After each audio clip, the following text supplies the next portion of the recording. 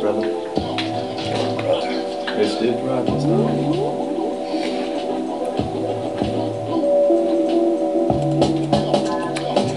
Στο ντόζο της λυκόβρησης συχνάζω τελευταία και κάνω το αικίντο μου με μια καλή παρέα. Εκεί η οικοδέσποινα είναι γυναίκα φίνα, είναι έξυπνη, είναι όμορφη και την ελένε Ντίνα.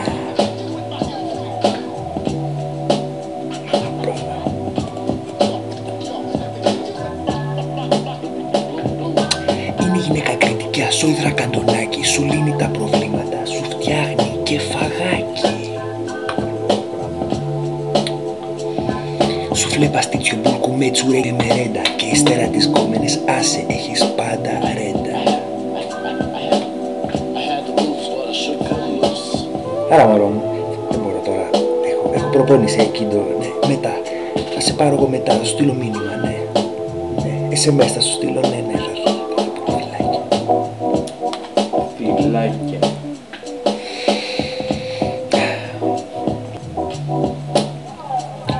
Στη δύσκολη θα σου σταθεί μαγκιόρισα και πέσα και θα σου δώσει συμβουλή και θα είναι πάντα μέσα. Μια μέρα που καθόμουν και τσιμπολογούσα, μου λέει τις αστάκες της καθώς μασουλούσα. Νομίζεις πως βαδίζεις στο δρόμο της σοφίας, πως βρέθηκε το σόβρακο στη τσάντα της Μαρίας.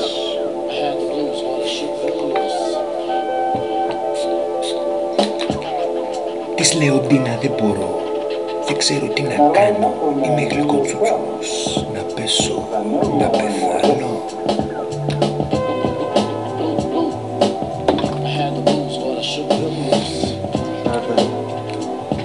Μου λέει και μου λέει, Κοίτα να σοβαρευτείς κι άσε τις χαζοβιόλες.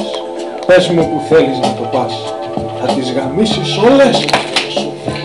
Γι' αυτό κι εγώ την άκουσα τη φίλη μου την Τίνα. Δουλεύω σαν ασφαλιστής, τα παίρνω με το μήνα. Τηλεκάρτα νύχτες.